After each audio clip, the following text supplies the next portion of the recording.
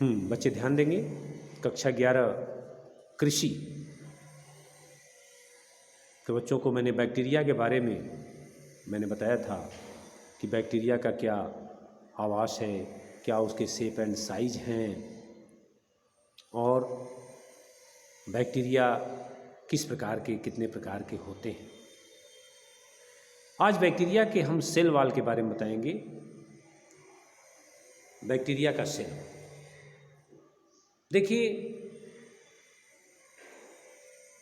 अगर हम ये देखें कि covering of the bacterial cell, envelope of the bacterial cell, bacterial cell का एनवेलप क्या है? तो बैक्टीरियल सेल का एनवेलप ये 3 पार्ट का बना होता है, 3 भागों में बटा हुआ है। ग्लाइकोकैलिक्स, सेल वॉल और सेल मेम्ब्रेन। तो ग्लाइकोकैलिक्स, सेल वॉल और सेल मेम्ब्रेन, ये 3 प्रकार के आवरण से बैक्टीरियल सेल जो है वो घिरा होता है।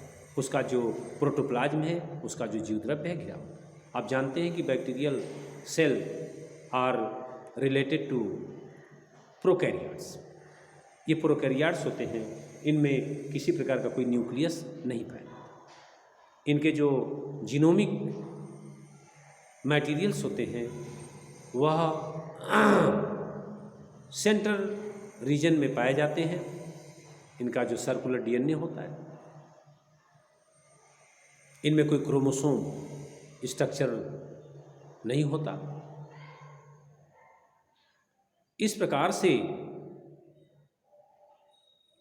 ऐसी स्थिति में जो ये पाए जाते हैं,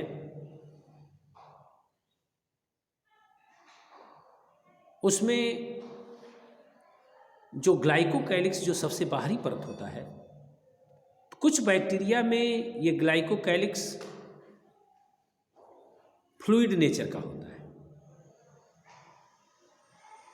जिसको हम स्लाइम लेयर कहते हैं। और कुछ बैक्टीरिया में ये हार्ड होता है, जिसको हम कैप्सुलेटेड कहते हैं, कैप्सूल कहते हैं। तो ग्लाइकोकैलिक्स का जो लेयर है ये 2 प्रकार का होता है, स्लाइम लेयर और कैप्सूल लेयर। तो स्लाइम लेयर वाले बैक्टीरिया तो चिपचिपे होंगे, वो एडहेसिव होते हैं। और जो कैप्सुलेटेड बैक्टीरिया होते हैं, जिनका सबसे बाहरी लेयर जो कैप्सूल का बना होता है, ये कैप्सुलेटेड होते हैं और ये कठोर होते हैं, हार्ड होते हैं, हार्ड होते हैं। और जो दूसरा लेयर है, जो मध्य का लेयर है, क्योंकि glycocalyx is followed by cell wall and cell wall is followed by cell membrane. तो जो सेल वॉल है, मिडिल लेयर है, ये सेल वॉल बैक्टीरिया में कई प्रकार के बने होते हैं। आर्की बैक्टीरिया में ये पॉलीसैकेराइड, ग्लाइकोप्रोटीन, प्रोटीन के बने होते हैं। लेकिन ट्रू बैक्टीरिया का जो सेल वॉल होता है, यह सेल वॉल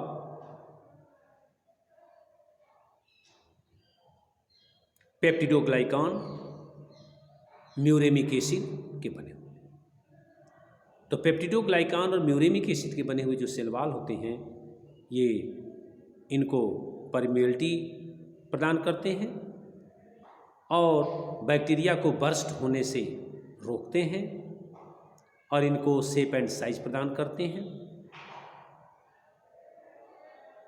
और जो सबसे भीतरी लेयर होता है वो सेल मेम्ब्रेन है। Cell membrane, the structure of cell membrane as same as eukaryote cell. जैसे यूकैरियोट सेल के मेम्ब्रेन होते हैं सेल मेम्ब्रेन, उसी तरह से प्रोकैरियोट के होते हैं प्रोकैरियोट्स के।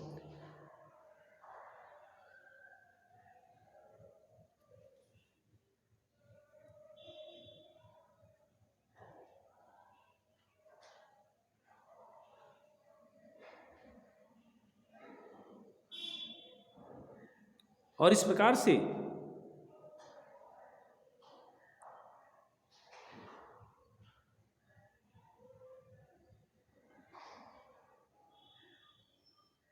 हमारे जो सेल मेम्ब्रेन की जो स्ट्रक्चर है बैक्टीरिया में, cell membrane of the bacteria folded and extended form mesosome called as mesosome. Mesosome is of three types: vesicle, tubule and lamella.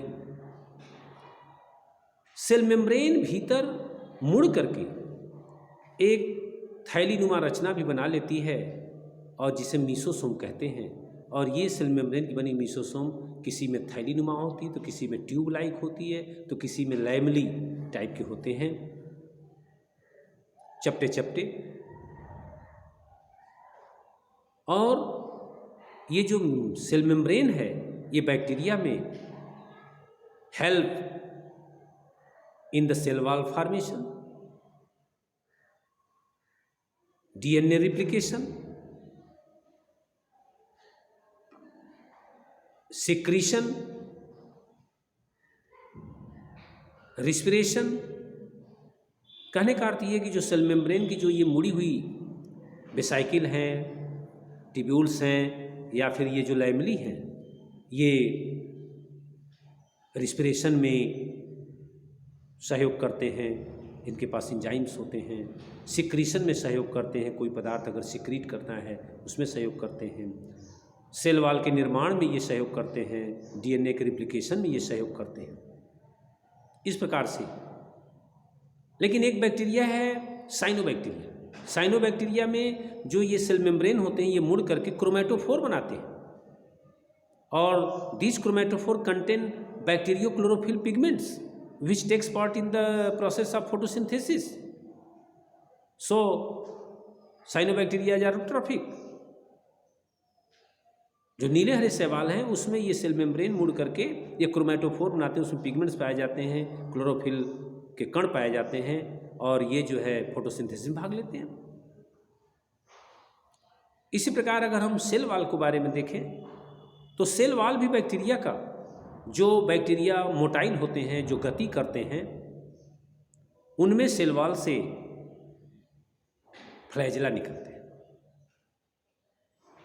और जो नॉन मोटाइल होते हैं उनमें फ्लैजेला नहीं होते, लेकिन जो मोटाइल होते हैं वो फ्लैजेला प्रोड्यूस करते हैं, जो मोटिलिटी में सहयोग करते हैं। इसी प्रकार कुछ बैक्टीरिया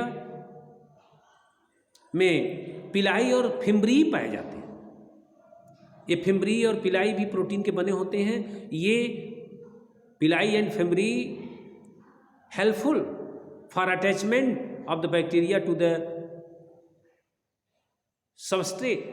सबस्ट्रेटम बेस। ये फिम्ब्री और पिलाई बैक्टीरिया को ये सहयोग प्रदान करते हैं, ये किसी आधार से चिपकने में, उनमें चिपकाने का काम करते हैं। और बैक्टीरिया के अंदर कुछ भोज्य पदार्थ भी स्टोर होते हैं, जिनको ये बैक्टीरिया के अंदर जो भोज्य पदार्थ स्टोर होते हैं ये स्टार्च के नहीं, इंक्लूजन्स, सेल इंक्लूजन्स के नाम से जानते हैं। सेल इंक्लूजन ये बैक्टीरिया में पाए जाते हैं और ये भोज्य पदार्थ के रूप में होते हैं, और जिन्हें आवश्यकता से अधिक होने पर ये बैक्टीरिया स्टोर करते हैं, फिर उनका यूज करते हैं। इस प्रकार से अगर देखा जाए तो बैक्टीरिया का जो एनवेलप है, हमने ग्लाइकोल कैलिक्स, सेल वॉल और सेल मेम्ब्रेन, और विभिन्न प्रकार के बैक्टीरिया में वो जिस प्रकार से होते हैं उनको मैंने बताया। और इस प्रकार से ये बैक्टीरिया का जो स्ट्रक्चर है उनके सेल वॉल, सेल मेम्ब्रेन का, ग्लाइकोल कैलिक्स में भी हमने बताया स्लाइम लेयर और कैप्सूल। तो इस तरह से आप इसको पढ़िए और फिर इसको आप सुनिए, और फिर कोई परेशानी होती है तो विद्यालय में आकर के पूछिए। धन्यवाद।